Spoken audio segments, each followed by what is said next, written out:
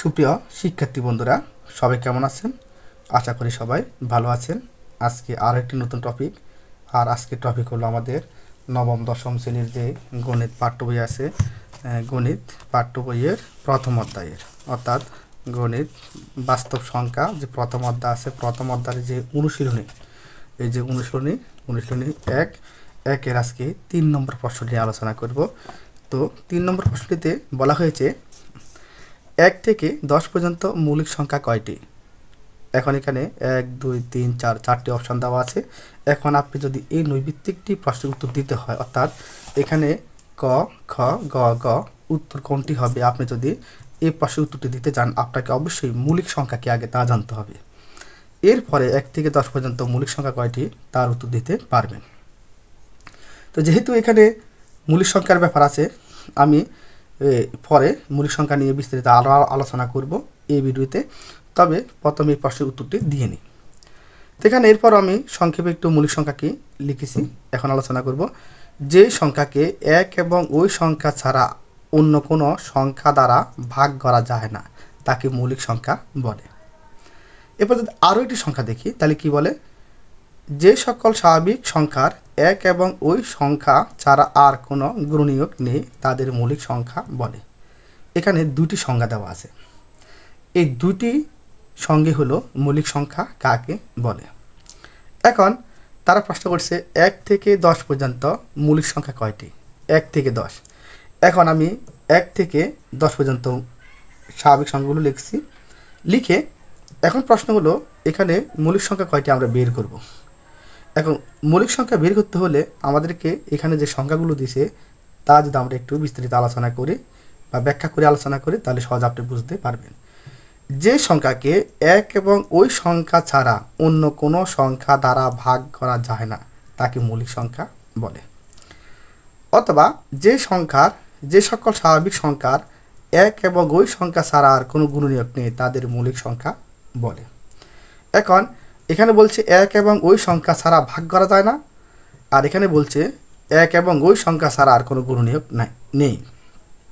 এখন আপনি লক্ষ্য করেন, এখানে আমি 1 থেকে 10 পর্যন্ত প্রত্যেকটি সংখ্যারে মানে এই সংখ্যাগুলোকে কোন কোন সংখ্যা দ্বারা ভাগ করা যায় তা উল্লেখ করেছি। এরপর আবার 1 থেকে 10 পর্যন্ত এই সংখ্যাগুলোর, অর্থাৎ 2 থেকে বলেছি, কারণ 1 মৌলিকও না যৌগিকও না, 1 মৌলিক এবং যৌগিক কোনোটার মধ্যেই পড়ে না। এখন 2 থেকে 10-এর মধ্যে 1 এবং ওই সংখ্যা ছাড়া কোন কোন সংখ্যাকে ভাগ করা যায় না তাও আমি উল্লেখ করেছি, অথবা এই সংখ্যাগুলোকে কোন কোন সংখ্যা দ্বারা ভাগ করা যায় তা উল্লেখ করেছি।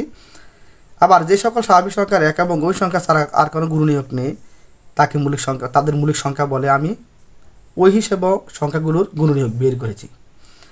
এখন 2-এর গুণনীয়ক আছে 2টি, 3-এর আছে 2টি, 4-এর 3টি, 5-এর 2টি, 6-এর 4টি, 7-এর 2টি, 8-এর 4টি, 9-এর 3টি, 10-এর 4টি। এখন প্রশ্ন হলো যে সংখ্যাকে 1 এবং ওই সংখ্যা ছাড়া, তাহলে এখানে কত হলো? 2টি অঙ্ক আসবে, 2টি। অর্থাৎ যে সংখ্যাকে 1 এবং ওই সংখ্যা ছাড়া আর অন্য কোনো সংখ্যা দ্বারা ভাগ করা যায় না। তাহলে যেমন আপনি যদি 2কে নির্ধারণ করেন, যেমন 2কে 1 দ্বারা যায় এবং ওই সংখ্যাকে শুধু ওই সংখ্যা দ্বারা ভাগ করা যায়, তাহলে 2কে 1 এবং 2 দ্বারা ভাগ করা যায়, তা মৌলিক সংখ্যার মধ্যে পড়েছে, এই জন্য 2 হলো মৌলিক সংখ্যা। 3কে 1 দিয়ে করা যায় এবং 3 দিয়ে করা যায়, সুতরাং 3ও হলো 1 এবং ওই সংখ্যা ছাড়া আর কোনো সংখ্যা দ্বারা ভাগ করা যায় না, তারও 2টি গুণনীয়ক বা 2টি গুণনীয়ক পেয়েছি। 4-এর ক্ষেত্রে একটু লক্ষ্য করেন, 4-এর ক্ষেত্রে 1 এবং ওই সংখ্যা ছাড়াও আরও একটি সংখ্যা পেয়েছি, সুতরাং 4 মৌলিক সংখ্যা নয়।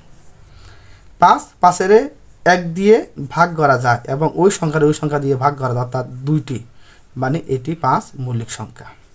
তাহলে এইভাবে 6 মৌলিক সংখ্যা নয়, 7 মৌলিক সংখ্যা, 8 মৌলিক সংখ্যা নয়, 9 মৌলিক সংখ্যা নয়, 10 মৌলিক সংখ্যা নয়। তাহলে আমরা 1 থেকে, অর্থাৎ 2 থেকে, অর্থাৎ 1 তো মৌলিক না যৌগিক না, অর্থাৎ 2 থেকে যদি 10-এর মধ্যে মৌলিক সংখ্যা ধরে, তাহলে 2 থেকে 10-এর মধ্যে মৌলিক সংখ্যা হলো 4টি। তাহলে আমাদের এই যে প্রশ্ন 3 নম্বরে 1 থেকে 10 পর্যন্ত মৌলিক সংখ্যা কয়টি, তাহলে আমাদের উত্তর হবে খ। কারণ 1 থেকে 10-এর মধ্যে আমরা মৌলিক সংখ্যা পেয়েছি, যেমন এই 2 একটি, 2টি, 5 আর 7, মোট 4টি। 2, 3, 5, 7 এই মোট 4টি আমরা পেয়েছি মৌলিক সংখ্যা। সুতরাং 1 থেকে 10-এর মধ্যে মৌলিক সংখ্যা হবে 4টি, উত্তর হবে খ। এখন আপনি শুধু 1 থেকে 10-এর মধ্যে মৌলিক সংখ্যা বললে তো প্রশ্ন উত্তর দিতে পারবেন তা না। এখানে যদি আপনি আরও একটু লক্ষ্য করেন তাহলে আপনি সহজে বুঝতে পারবেন যে 1 থেকে 100 পর্যন্ত মৌলিক সংখ্যাগুলো এখানে শর্টকাট একটি টেকনিকে দিয়ে দিয়েছি, যা আমার ইউটিউব ভিডিও দেওয়া আছে, আপনি ওই ভিডিওটি দেখলেও সহজে শিখতে পারবেন। যেমন 1 থেকে 10-এর মধ্যে মৌলিক সংখ্যা আছে 2, 3, 5, 7 অর্থাৎ 4টি। 11 থেকে 20-এর মধ্যে মৌলিক সংখ্যা আছে তাও 4টি। তাও কি এখানে উল্লেখ করে দেওয়া আছে। 21 থেকে 2টি, তাও উল্লেখ করে দেওয়া আছে 2টি। তাহলে এভাবে আপনি যদি সিরিয়ালগুলোতে মানে 1 থেকে 100 পর্যন্ত মোট 10 করে ভাগ করে কয়টি মৌলিক সংখ্যা হয় তা এখানে আমরা উল্লেখ করেছি। তাহলে এভাবে উল্লেখ করা জিনিসটাকে আমরা যদি সাজিয়ে লিখি এভাবে, যে প্রথমে 4, পরে আবার 4, পরে 2, পরে 2, এভাবে সাজিয়ে লিখি, তাহলে আপনি এভাবে শিখতে পারেন যে এটিকে মনে মনে যদি মানে মনে রাখতে চান তাহলে 4, 4, 2, 2, 3, 2, 2, 3, 2, 1 এইভাবে রাখতে হবে। অথবা আপনি যদি বুদ্ধি করে এইভাবে রাখেন যে 321, 322, 422 আর সামনে একটি 4 হবে, তাহলে আপনার মৌলিক সংখ্যাগুলো সহজে মনে রাখতে পারবেন। আশা করি আপনারা বুঝতে পেরেছেন। ধন্যবাদ সবাইকে।